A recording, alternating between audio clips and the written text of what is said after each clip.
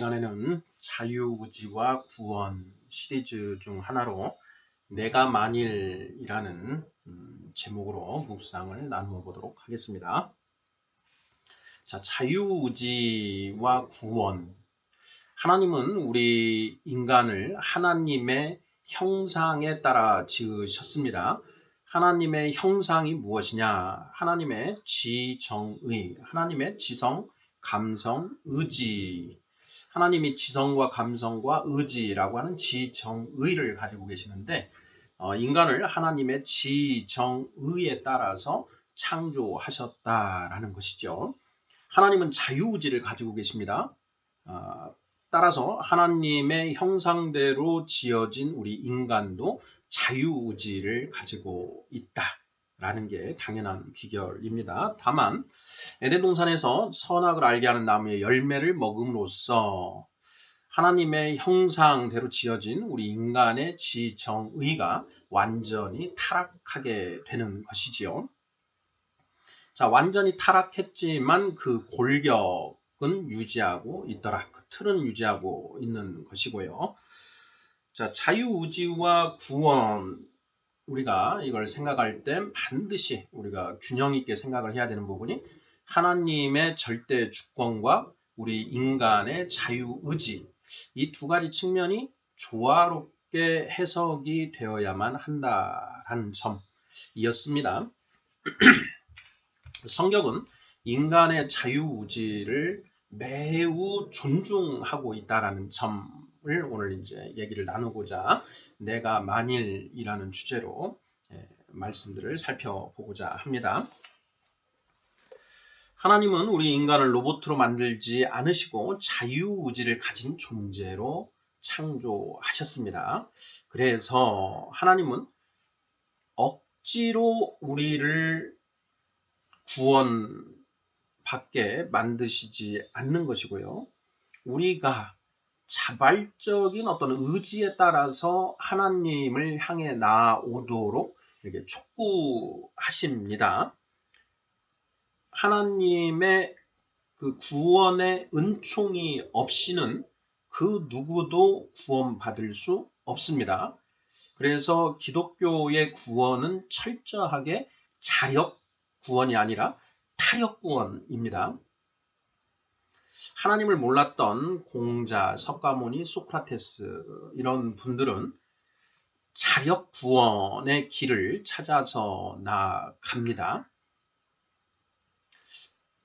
반면 이 기독교의 가르침은 처음부터 끝까지 철저하게 구원은 하나님으로만 가능하다라는 것을 철저하게 이야기하고 있지요. 예수님이 제자들에게 말씀하십니다. 사람으로서는 할 수 없으나 하나님은 하실 수 있느니라 이렇게 말씀하시죠. 무엇을 하실 수 있다라는 것입니까? 구원이라는 것이죠. 자, 인간은 자기 자신뿐만 아니라 다른 그 누구도 구원시킬 수 없습니다. 구원은 오직 하나님의 것이다. 바로 여기에 구원에 관한 하나님의 절대 주권이 존재하는 것이지요. 자, 그런데 그렇게 구원은 하나님의 것이고 하나님의 절대 주권 하에 있는 것이지만 하나님이 강제적으로 억지로 구원받고자 하지 않은데 억지로 끌고 오지는 않으신다라는 것이죠. 거기에 바로 이 인간의 자유의지의 측면이 있습니다. 이것을 신인 협력론은 절대 아닙니다. 칼뱅 선생의 기독교 강요도 읽어보면은 이러한 인간의 그 자유의지적 측면을 이야기하고 있는 거고요.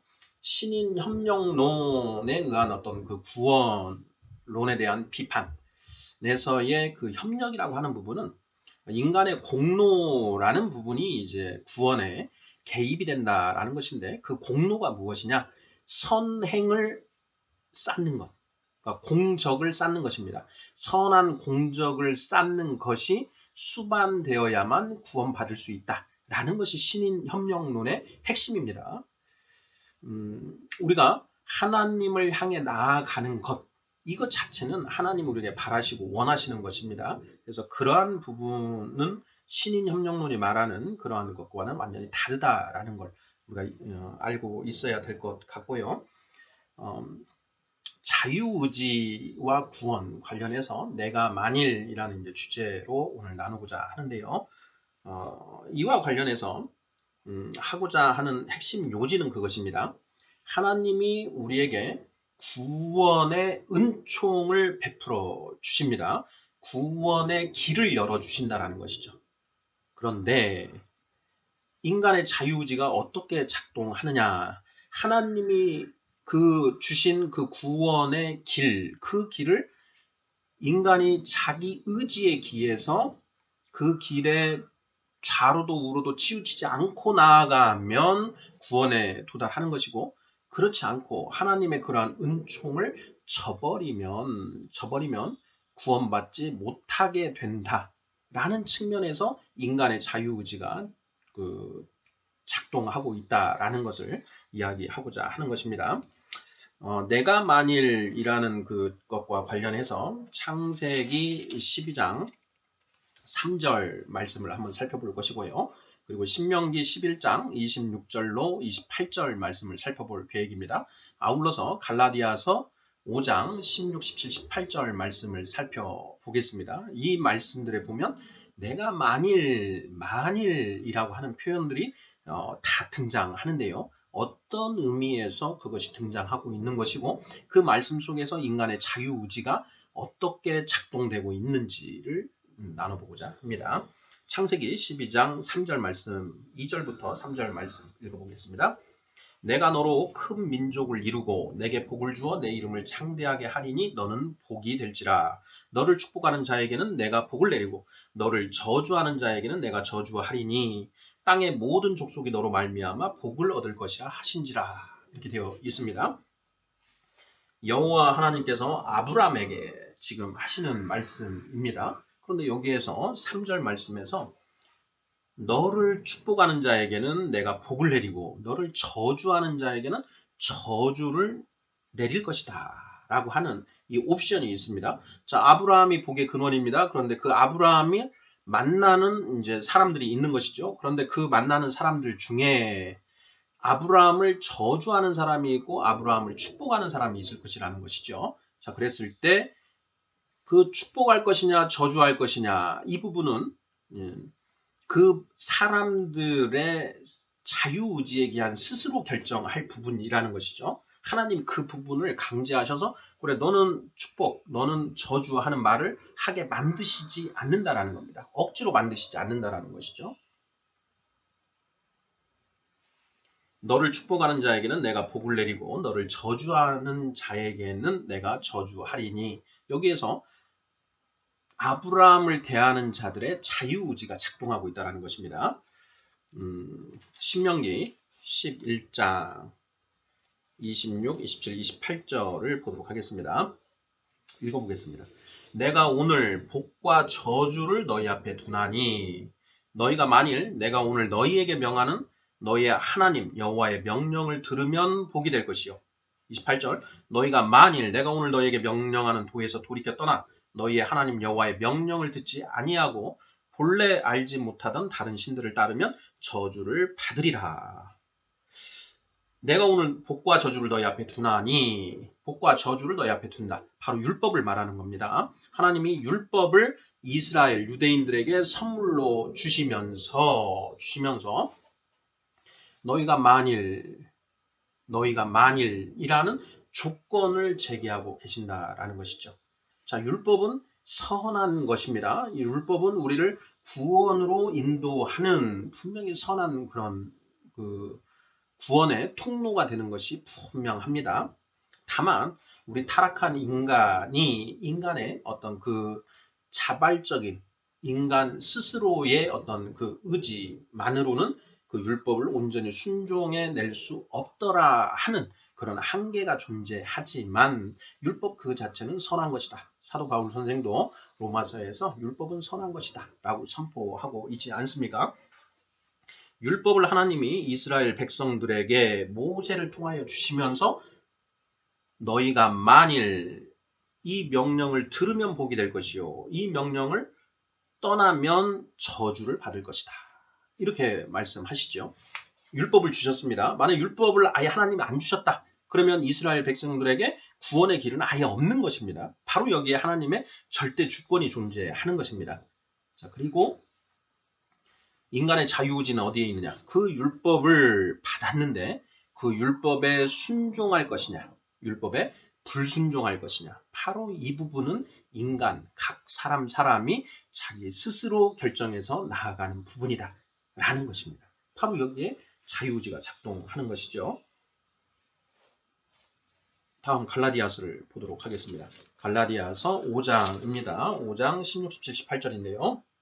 자, 16절 내가 이르노니 너희는 성령을 따라 행하라. 그리하면 육체의 욕심을 이루지 아니하리라. 17절 육체의 소욕은 성령을 거스르고 성령은 육체를 거스르나니 이 둘이 서로 대적하므로 너희가 원하는 것을 하지 못하게 하려 함이니라. 18절 너희가 만일 성령의 인도하시는 바가 되면 율법 아래에 있지 아니하리라. 이렇게 선포되어 있습니다. 성령은 율법보다 한층 업그레이드된 더 좋은 설물입니다. 자, 율법만으로는 인간이 구원에 도달하지 못하더라. 왜? 타락한 그 본성으로 인해서 절대 인간의 힘으로는 그 율법에 의해서도 구원에 도달하지 못하더라. 그런데 성령을 주십니다. 그러면 하나님의 말씀과 그 성령님의 인도하심으로 인해서 우리가 구원에 들어갈 수 있는 가능성이 열린다라는 것이죠. 구원에 들어갈 가능성이 훨씬 더 커진 것이죠. 그래서 사도 바울은 로마서에서 이 성령은 그 생명의 법이다. 그리고 율법보다 더 좋은 선물이다. 라고 사도 바울 선생은 선포를 하고 있지 않습니까? 자, 그런데 성령을 받았다라고 해서 모두 다 구원받는 것이냐? 성령 받으면 무조건 아니면 성령이 어거지로 우리를 그렇게 그냥 무조건 끌고 가시는 것이냐? 자, 강아지 목에 목걸이를 채우고 억지로 목줄을 채우고 억지로 끌고 가지요. 그러면 강아지가 바둥바둥 하더라도 힘이 약하기 때문에 끌려올 수밖에 없습니다. 자, 하나님이 우리를 구원의 길에 그런 식으로 인도하시는가? 절대 아니라는 것이죠. 우리가 요한계시록 3장이지요. 요한계시록 3장에 보면 예수님이 이런 말씀을 하십니다. 내가 문 밖에 서서 있나 너희가 만일 문을 열고 자, 20절입니다. 볼지어다 내가 문 밖에 서서 두드리노니 누구든지 내 음성을 듣고 문을 열면 내가 그에게로 들어가 그와 더불어 먹고 그는 나와 더불어 먹으리라. 이렇게 되어 있습니다.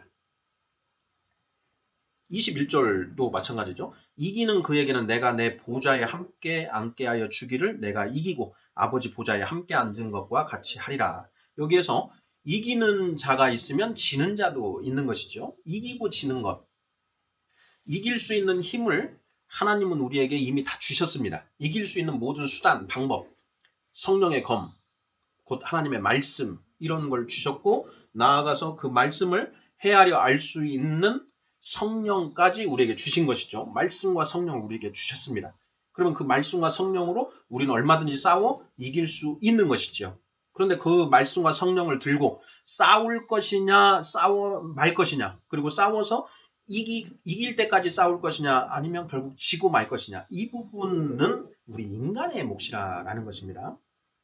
말씀과 성령이 아예 없다. 그러면 이기는 건 아예 불가능하다는 거죠. 바로 여기에 하나님의 구원은 오직 하나님의 것이고 하나님의 절대 주권, 구원에 관한 절대 주권이 여기에 존재하는 측면이죠. 나아가서 거기에 우리 인간의 자유의지가 거기에 작동하고 있다는 것입니다. 갈라디아서 5장 보고 있는데요. 18절에 너희가 만일 성령의 인도하시는 바가 되면 이라고 되어 있습니다. 성령의 인도하시는 바가 되면 성령의 인도하심에 순종하는 것이 성령의 인도하시는 바가 되는 것이죠. 자, 성령님이 우리에게 끊임없이 의의 길로 인도를 하고 계시는데 내가 불순종하고 나아간다. 그러면 죄로 나아가는 것입니다. 그러면 율법 아래에 있게 되는 것이죠. 그런데 성령님의 인도하심에 순종으로 나아가면 죄가 아닌 의의 길로 가는 것이고 율법 아래에 있지 않게 된다는 것이죠.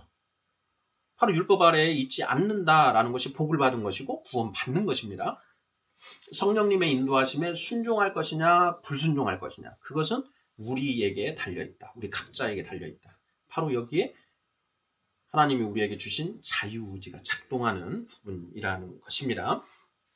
18절에 너희가 만일 성령의 인도하시는 바가 되면 이라고 하는 표현을 성령님의 인도하심에, 성령 받은 자가 인도하심에, 성령님의 인도하심에 순종하는 것이라고 해석을 하지 않고 단순히 성령을 받았다라는 상태를 의미한다라고 해석을 하면 그건 틀린 해석입니다. 왜냐? 바로 17절에 보면 육체의 소욕은 성령을 거스르고 성령은 육체를 거스르나니 이 둘이 서로 대적함으로 너희가 원하는 것을 하지 못하게 하려 함이니라. 이 17절 말씀은요, 성령 받은 우리 성도들을 전제하고 있다라는 것입니다. 우리 안에 육체의 소욕만 있었는데 성령이 우리 안에 들어와서 육체의 소욕과 성령이 서로 대적하고 있다는 것이죠. 그런데 이 상황에서 내가 육체의 소욕을 쫓아가면 죄로 나아가는 것이고 성령의 인도하심을 쫓아가면 의의 길로 나아가는 것이죠. 근데 그걸 육체의 소욕과 성령님의 인도하심 중에 어느 길을 내가 택해서 나갈 것이냐, 그것은 바로 나에게 달려있는 자유의지가 작동하는 영역이다라는 것이지요. 그래서 18절의 말씀 너희가 만일 성령의 인도하시는 바가 되면 이라는 표현이 성령을 받아서 성령이 우리 안에 내재하는 것 그 자체를 의미하는 것이다 라고 해석하면 그 17절 말씀과 배치되는 그 맥락상 맞지 않는 그런 해석이 된다라는 것입니다. 종국적으로 18절 말씀은 성령님의 인도하심에 순종하는 상태가 되면 이렇게 된다라는 것이죠. 창세기 12장 3절에 너를 축복하는 자에게는 내가 복을 내리고 너를 저주하는 자에게는 내가 저주를 내리리라. 신명기 11장 26, 27, 28절에서 이 율법을 내가 너희에게 주노니 네가 만일 이 율법에 순종하면 복을 받고 이 율법에 불순종하면 네가 저주를 받을 것이다. 갈라디아서 5장 16, 17, 18절에 내가 만일 성령님의 인도하심에 순종하게 되면 네가 율법 아래에 있지 않게 되고 네가 성령님의 인도하심에 불순종하면 율법 아래에 있게 되는 것이다. 즉 구원받고 구원받지 못하는 것이 그 순종하느냐 불순종하느냐에 달려있다. 순종과 불순종은 내가 결정하는 일이다 라는 점. 자, 자유의지와 구원 시리즈로 내가 만일이라는 그 소제목으로 묵상을 나누어 보았습니다. 우리가 성경 말씀을 이해함에 있어서 하나님의 절대주권과 하나님의 인간의 자유의지, 하나님이 우리에게 주신 그 자유의지, 이 두 가지가 동전의 양면, 수레의 양바퀴처럼 두 축으로 이루어지고 있다라는 것을 우리가 명확히 하는 그런 성경 말씀을 해석을 해야만 우리가 올바르게 성경을 이해할 수 있지 않은가 이런 생각을 합니다. 아멘.